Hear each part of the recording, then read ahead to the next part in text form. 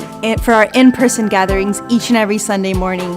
We're saving a seat just for you, so there's no need to RSVP anymore. Make sure to come and join us at 10 a.m. every Sunday morning, and bring your family or friends. You have no idea the impact that this community can have on them. So we'll see you next Sunday. Also, with that being said, we have our Christmas candlelight service next Sunday, December 20th at 10 a.m. We would love to have you here at Heartway with your family and friends.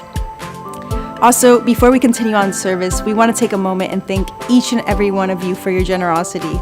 We cannot do what it is that we do, or even have the space that we do, without your finances and your help. Here at Heartway, we have 3 ways to give.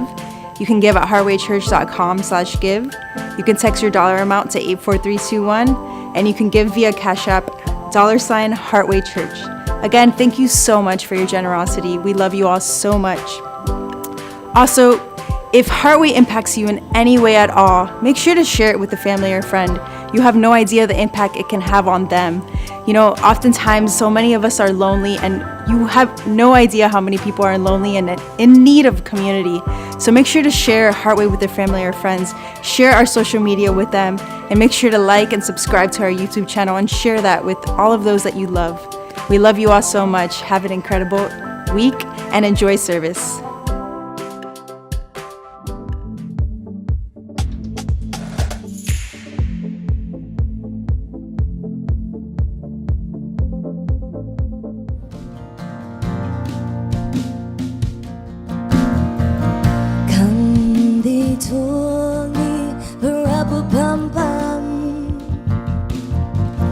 A newborn king to see, pa-ra-pa-pum-pum.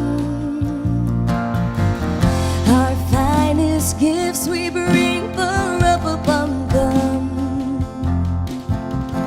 to lay before the king, pa-ra-pa-pum-pum, ra-pa-pum-pum, ra-pa-pum-pum. So to honor him, pa-ra-pa-pum-pum, when we come,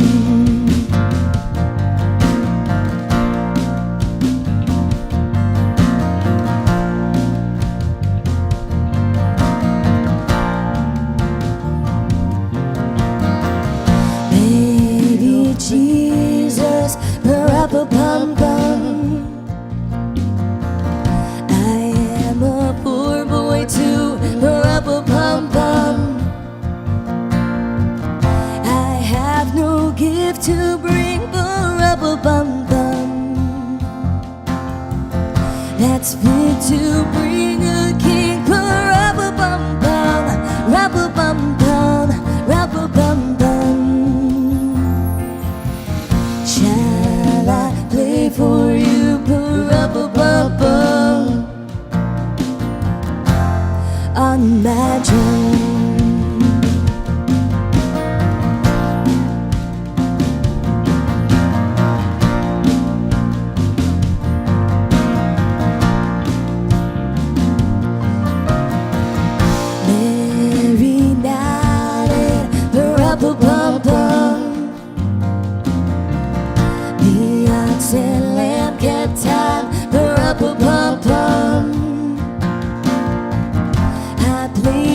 Drums for him, pa-ra-pa-pum-pum.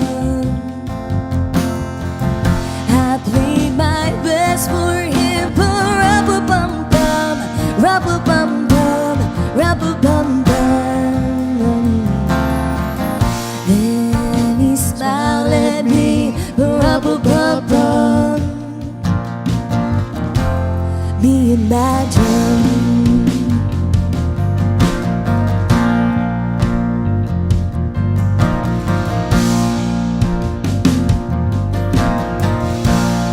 Good morning, Heartway. How are you guys doing today? If you feel good, give me a thumbs up, a little wave. We love that. Come on, hands up. 'Cause I got a feeling it's gonna be a good morning. Come on.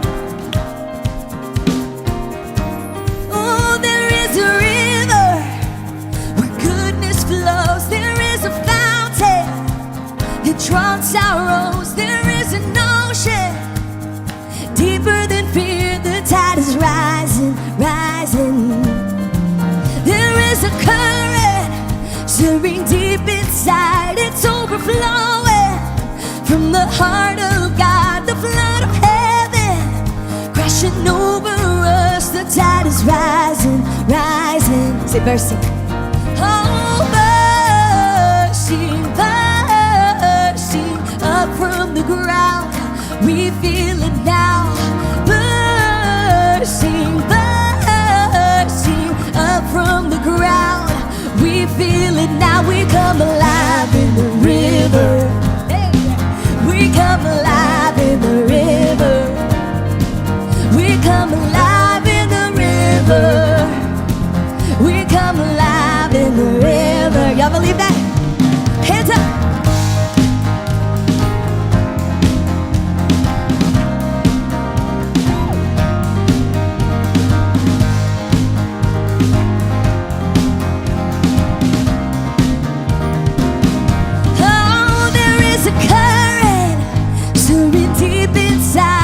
Overflowing from the heart of God, the flood of heaven crashing over us. The tide is rising, rising. Sing mercy.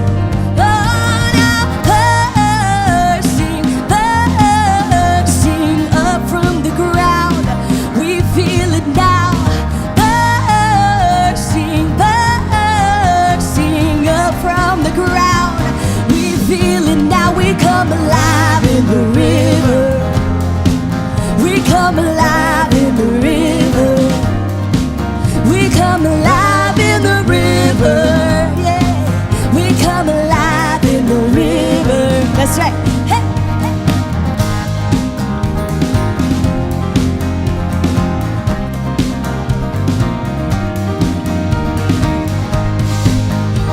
Oh, it's all right to loosen up, y'all. Y'all can dance a little bit if you want to. Come on. Break open prison doors. Set all the captives free. That's right. Spring up a well. Spring up a well. Spring up a well in me, yeah. Oh, nothing can stop this joy. We're dancing in the street, yeah. Oh, spring up a well. Spring up a well. Spring up a well in me, oh, yeah. Hey. I like this thing that somebody says. It's like, if you have the joy of the Lord in your heart, will you show it in your face? Will you show it in your body? It's all right to move a little bit in the spirit. Let it take over. Oh, hey. We come alive in the river. We come alive in the river. We come alive in the river. We come alive in the river. Say it again. We come alive in the river. We come alive in the river. Ooh, we come alive in the river. Yeah. We come alive in the river. That's right. Amen, everybody. Come on, put it together. Yeah, you got it. We played this song last week. It's a new one. My friend actually wrote it, and I just love the words so much. It says, "I see God in everything." That's the message right there. Because God's in everything, and He's everywhere, and all the time, and within you, and without you, and beside you, and in front of you, and behind you, and surrounding you, and just everywhere, all the time. So we're gonna sing together this morning.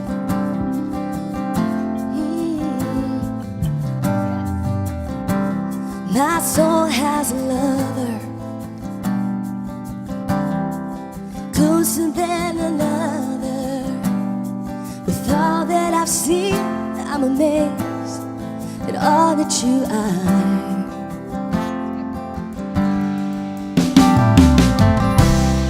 The author and the artist, the keeper of your promise, your mercies every day I am sure of, and 1,000 tongues will never be enough to say I see God in everything. What a wonder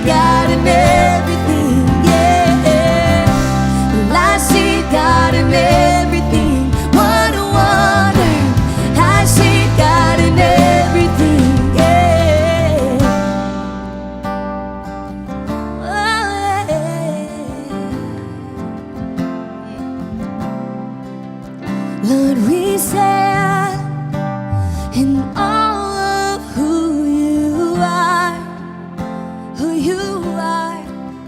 You are so good. All creation crowns you, Lord. Go on, let's sing that. Lord, we stand in awe of who you are, who you are. You are so good. All creation crowns you, Lord. Let's declare that in the house. Lord, we stand in awe of who you are. You are so good. All creation crowns you, Lord. Oh, Lord, we stand in awe of who you are, who you are. You are so good. All creation crowns you, Lord.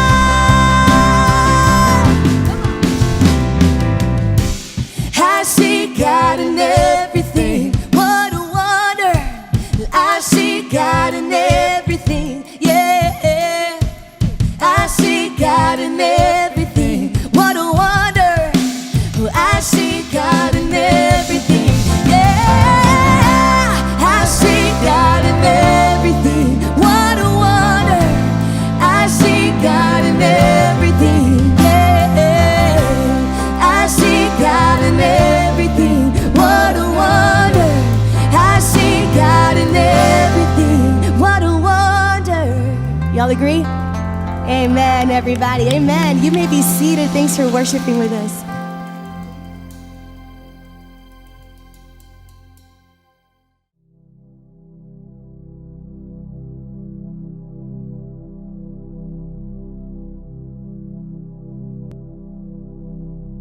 Testing, testing. Good morning, Heartway. Good morning, Heartway. Don't act like you guys have been cooped up in your houses all these months. Come on now. It's amazing to be with you guys again. You know, I know for a lot of us, especially for you introverts, or extroverts rather, it's very different to be in church and see a lot less of us, you know. For those of you guys that are used to going to the club at night and hitting it up on the weekends, you know, this can feel a little bit different. But for me, as a devoted introvert, I find that there's an immense beauty and intimacy to be able to have the remnant come together and just really share with each other in these close quarters and focus on God and focus on love and focus on peace. And I don't know if you guys can relate to this, but have you ever been by yourself for a long period of time and then you finally see someone you care about and they just give you a big hug, and that warmth that fills your body, you almost feel revived by that connection? And so how much more amazing does that feel to imagine having that warm hug being given by God? And so what I'm inviting you to join me to do in this moment is to have that experience by coming together in the centering prayer and letting yourselves just sink into God's love, into his warmth, into his peace. And so in this moment, I invite you to get comfortable. Whatever position is right for you. I also invite you to close your eyes. There's nothing you need to do right now. Even that sound is not a problem. Everything is perfect in him. Just begin to focus on your breath.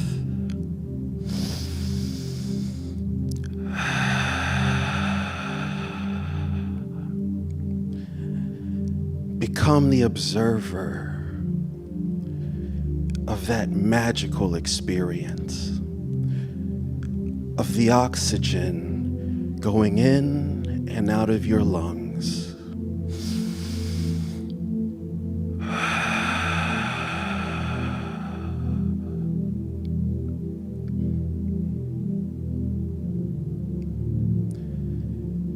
When you inhale, feel his love.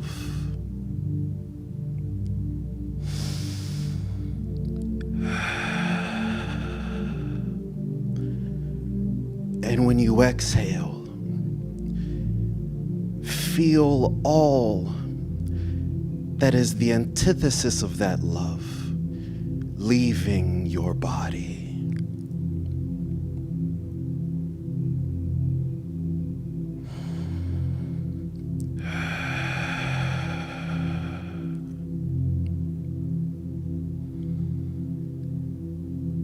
Any thoughts, any emotions, any sensations you feel, they're all okay. Just observe them like clouds in the sky.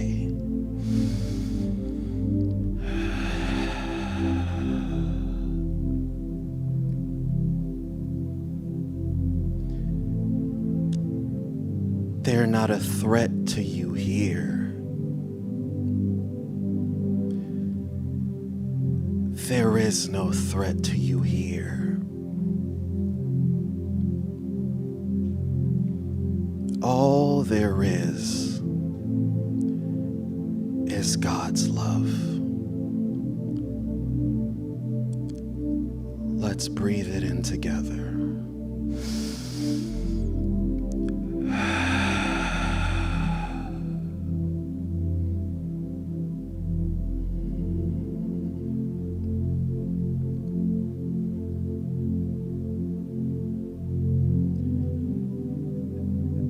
As you continue to breathe,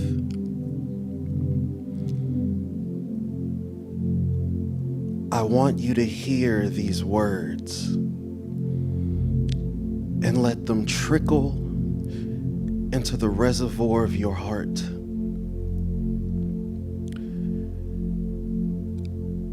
I am enough. I am worthy. There is nothing I need to do to receive God's love, because it is always with me. And I fully expect to see the evidence of that love in my life experience today. I expect to feel joy. I expect to feel peace.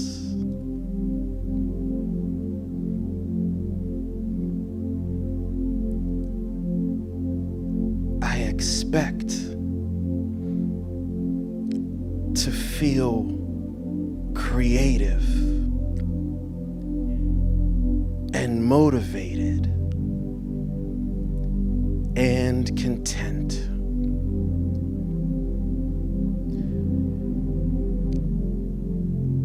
Because I know I am my Father's child.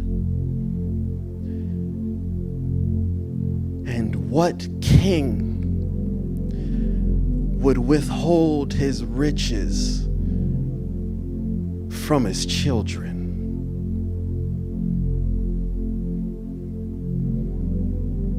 And so I thank him in advance for the amazing day that I am in today.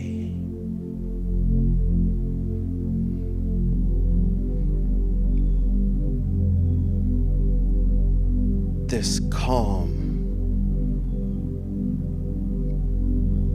this peace that I feel in this moment, it can't leave me because it's in me.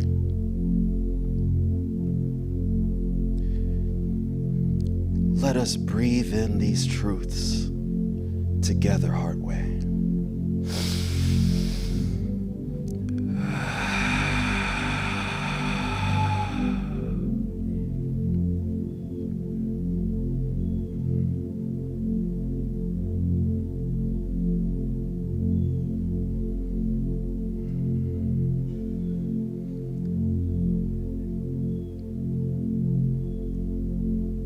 Now, in your own time, slowly bring your awareness back into your body. When you feel ready, you can open your eyes.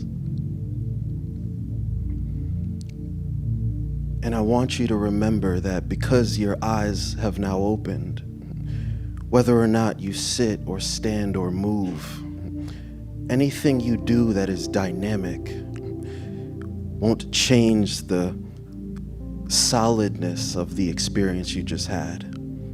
It's with you today. Thank you, Heartway.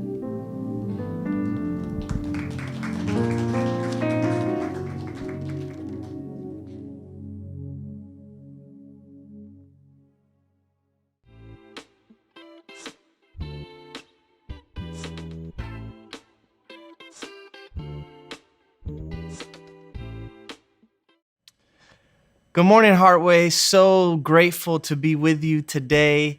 The title of my message is called The Courage to Be Me. And today I want us to explore the very important concept that we're introduced to early on in the scriptures, particularly in the book of Genesis. And that concept is the image of God. What does it mean for us to be created in the image of God? Well, to say that human beings are created in the image of God is to say that human beings are a reflection of God. We are an expression or a manifestation of God, if you will. Now, in the ancient world, that status was reserved for people who were considered to be royalty. So it was the kings of nations who were considered to be the image bearers of God. It was the rich and the most powerful in the world who were thought to be representations of the gods on earth. In fact, oftentimes they would have idols that would be made after them, and they were made out of wood or stone or metal. And these idols were meant to be physical embodiments of the gods on earth. Now, what's fascinating about the scriptural narrative is that in the scriptures, the ancient Jewish people were one of the only groups of people who did not worship idols. In fact, in their commandments, it was forbidden for them to worship idols. And they did not consider earthly kings to be representations of the gods because they believed that God had already created images of the divine self. So this status of image bearer was one that was not simply reserved for those who were the most powerful. This was a status that was for all people, all of humanity, meaning in their eyes, in their theology, in their way of understanding God and humanity, every single person that exists simply by virtue of being themselves was considered to be a mirror of God, a physical embodiment of God on the earth. Now, before we continue, I want to share with you a few fun scientific facts that I think can help us expand this notion of what it means to be created in the image of God. So first and foremost, scientists tell us that everything in our universe is made up of atoms. So our bodies, of course, are entirely made up of atoms. And whenever our bodies die, those atoms begin to rearrange and change places so that long after you're gone, those atoms in your body don't simply disappear. They actually continue to exist in different forms. So I think the stat is that somewhere close to 98% of the atoms of our body are replaced yearly. So this process doesn't just begin when we die. This is happening all the time. Our body is constantly rejuvenating itself. And so right now, your body has atoms within it that at one point in time existed inside of other human beings on this earth. So that just gives you a tiny little glimpse of how you are connected to everything and everyone else that lives and ever has lived before. Scientists also say that within our bodies, there are remnants of stars that come from explosions that happened billions of years ago in space. So everything in our body and everything on this earth originated from stardust. Stardust contains oxygen, carbon, iron, and all of the other elements that eventually find their way into our bodies. So when the scriptures say that human beings were created from the dust, that is a quite literal statement, because you and I, we are made of stardust. There is stuff in us that has been around in our universe for billions and billions of years. I say all of that to say that for us to make the statement that human beings are the image of God implies that everything is the image of God, because we are not separate from the rest of nature. We are a part of nature. We are not something distinct from the rest of the universe. We are the universe becoming aware of itself. This is mind-blowing stuff to consider and to think about. All of us are connected to everything else, and everything that exists is dependent on everything else for its existence. And it's this message that the mystics of all different traditions have been telling us over and over and over again. And that message is that we are one. We are one with God. We are one with one another. We are one with all of nature. In fact, all there is the one that is God, existing in a multiplicity of forms. God is the oneness through which all multiplicity arises. And it's this mystery that Jesus symbolizes for us in his life. In fact, in the New Testament, there's this wonderful passage of scripture that says Jesus is the image of the invisible God. Now, this title obviously isn't just a title and a status that belongs only to Jesus, because long before it was applied to Jesus, it was applied to you and I in the Hebrew scriptures. To say that Jesus is the visible image of the invisible God is a powerful statement, because when we say that, we're not saying something that is only unique to him. We're saying something that is also true about ourselves.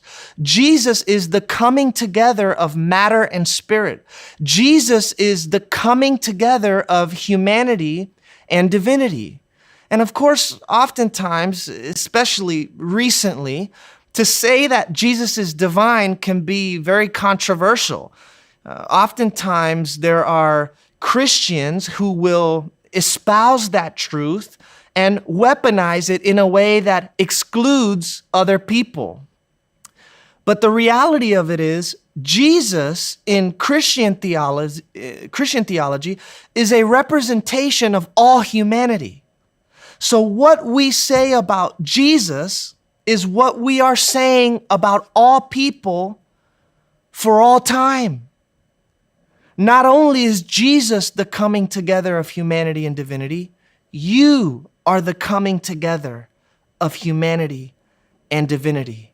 Everything in our universe is the coming together of matter and spirit. And to live in the awareness of that is what the scriptures call salvation. In the Greek, the word salvation is the word sozo, and it has many different definitions, but one definition is wholeness. Wholeness. To experience salvation is to experience reality in its wholeness. It is to experience life as one and not as separate parts. It is to look out at the world and at everything in it and to only see God. That is beautiful to remember. That is the experience that God calls us into, the experience of life as it actually is. And what does this truth mean for our lives? If we say that everything is one, if we say that reality is whole and not separated into parts, that means that regardless of our color, our class, our creed, our culture, none of us are better than anyone else. None of us are inferior to anyone else.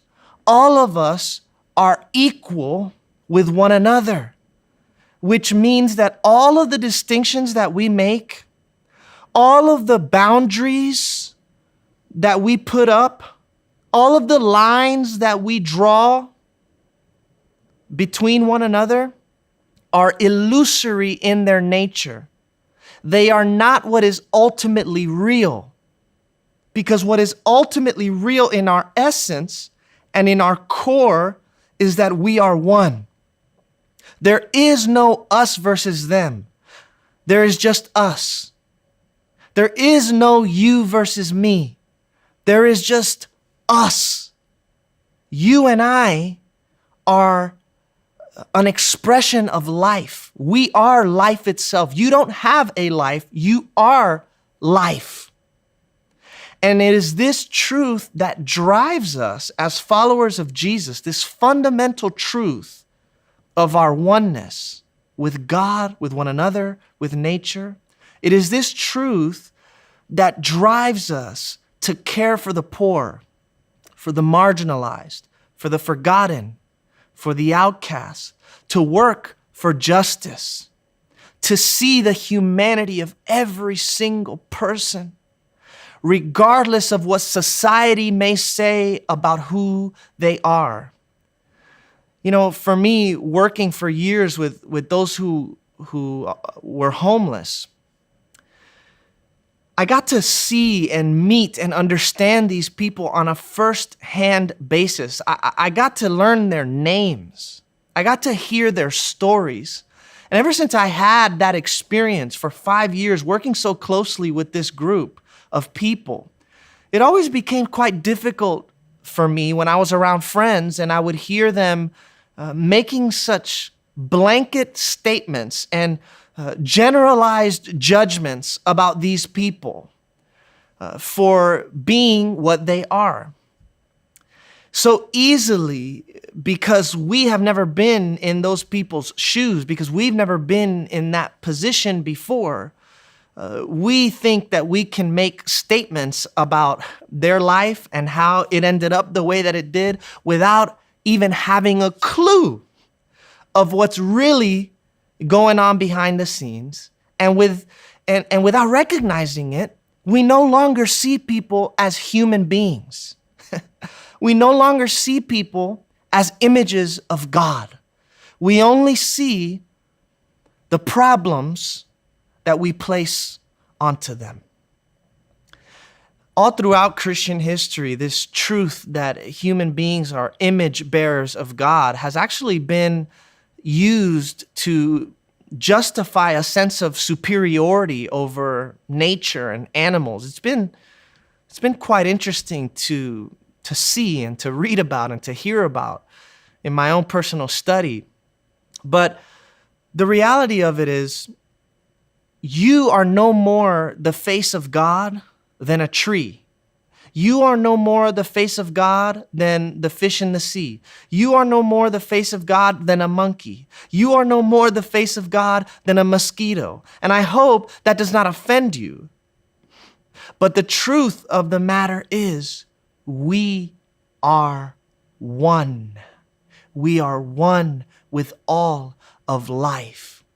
And so just like everything else in nature, there is nothing you need to do to reflect God other than simply be who you are. That, my friends, is very, very, very, very good news. There is nothing you need to do to reflect God other than simply being who you are.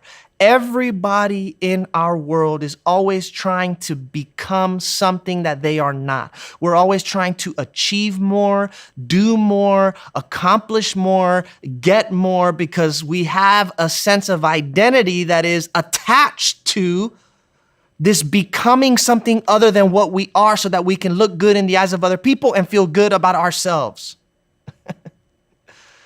Always searching for something other than what we are. We have this ideal portrait in our mind of what our lives are supposed to look like. And so we try and control everything about our lives. We control our thoughts and our actions and our behavior, all the while suppressing and neglecting who we really are for the sake of trying to conform to some external standard that others have placed on us. And it is such a heavy burden to carry. But to know yourself as a reflection of God, to know yourself as an expression of God, to know yourself as the image of God, lifts that burden from your shoulders. Because it's not your best self that reflects God. It's not your most holy and righteous and religious self that reflects God. It's not your most spiritual self that reflects God. It's not the most improved version of yourself that reflects God. It's not your sober self that reflects God. It is you as you are that reflects God. You are already enough. Who you are is enough. You are who you are. And yet culture, religion, family, friends sometimes have created this portrait, this picture of who they think we should be.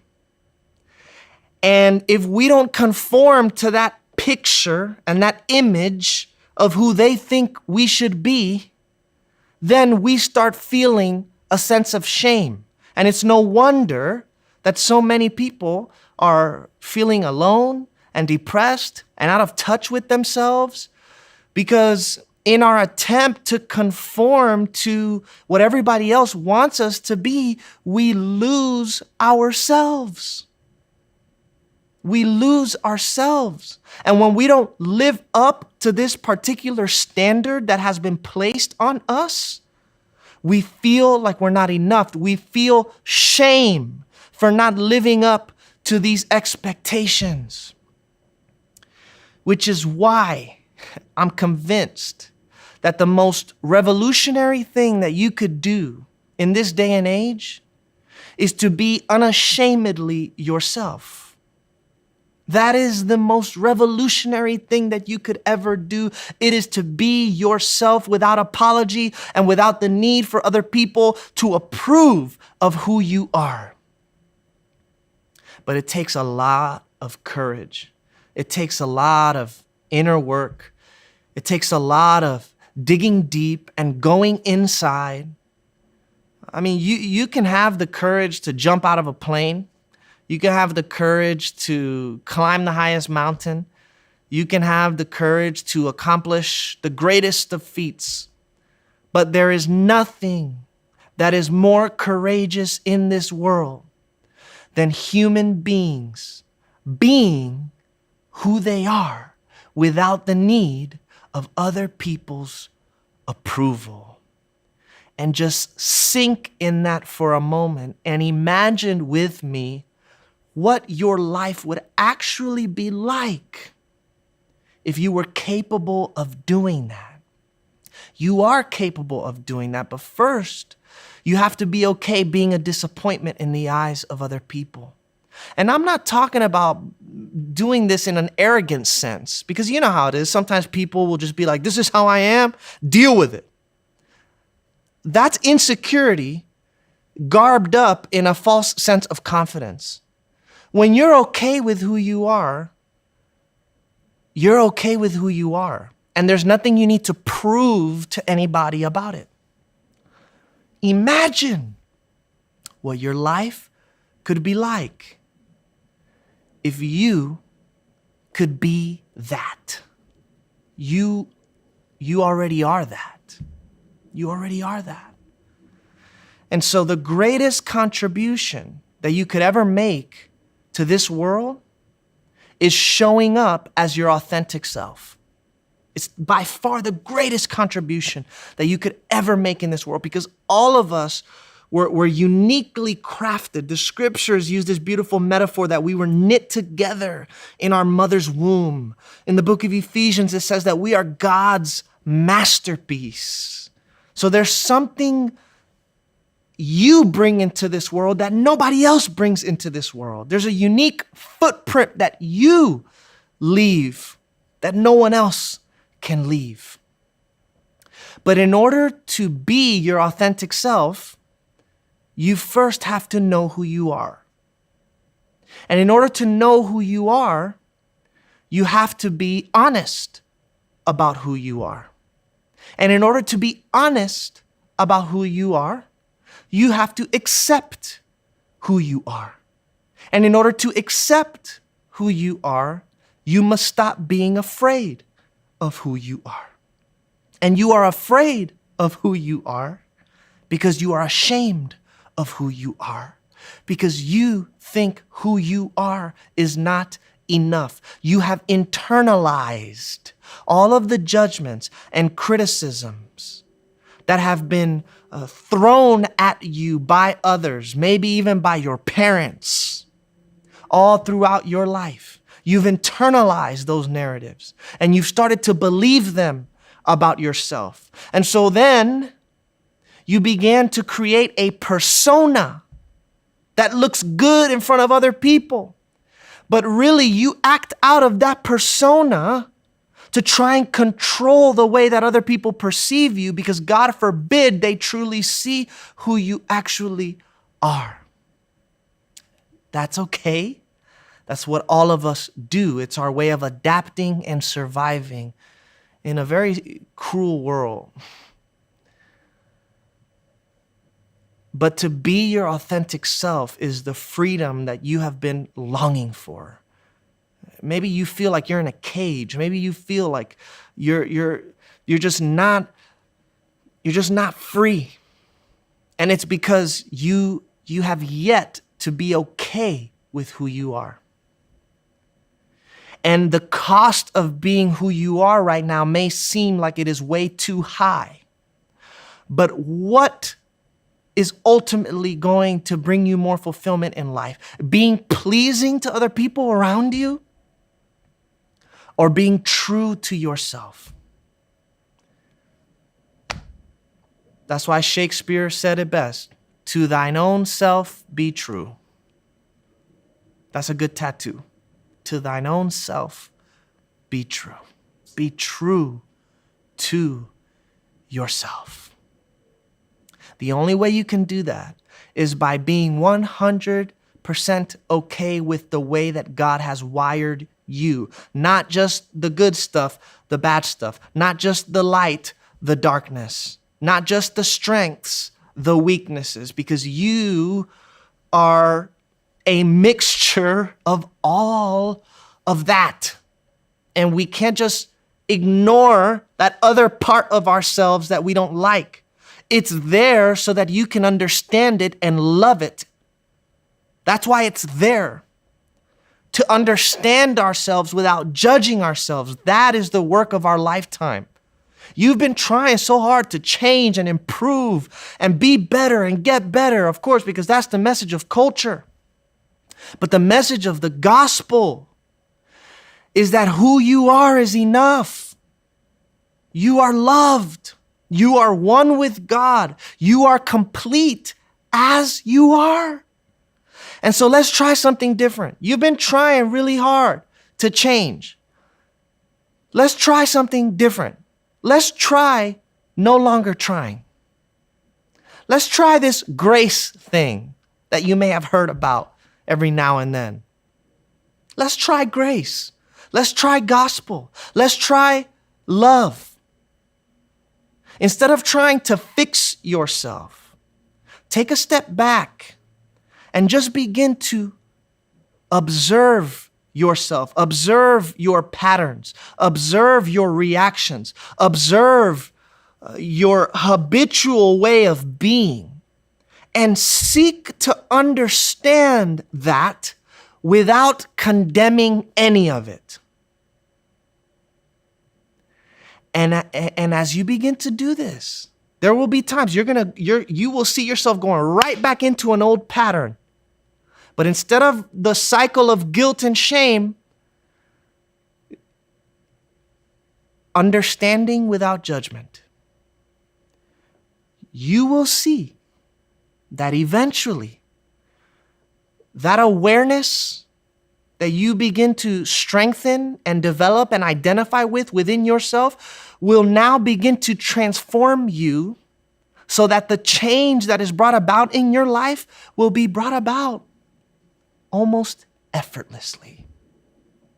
It will be God doing the work in you and through you. And all you are contributing is the openness, making the room for God to do the work. There's this story about a young spiritual student who had a lot of questions pertaining to his identity. He didn't know who he was. And so he searched near and far for a wise spiritual teacher who could help him in this endeavor of discovering who he was. And he finds a wise man one day. And he walks up to this wise man and he says, "Teacher, help me. I'm lost. I'm confused. I don't know who I am. Can you show me my true self? Can you show me my true self?" As soon as he asked that question, the teacher looked at him, didn't say a word, and just looked away, almost as if the young man wasn't even in his presence. Ignored him. After a couple of moments, the young man started begging and pleading and yelling, "Sir, help me, please. Show me my true self. Who am I?" No response. Eventually, he got frustrated enough that he decided to leave. But before he could even take that many steps, the wise man yelled out to him and said, "Wait!" And the young man turned around and he said, "Yes?" And the wise man said to him, "There it is. There it is. That's what you're looking for. The point of that story is nobody can tell you who you are. That's something that only you can discover for yourself. And the reality of it is your true self is who you are. You are who you have been looking for. You are who you are. And you don't have to become anything else, because who you are is enough. And who you are deserves to be loved and honored and appreciated and understood, because who you are is the image of God. You are the mirror of God. You are a reflection of God. One mystic from the Christian tradition says, "My deepest me is God." That's everything.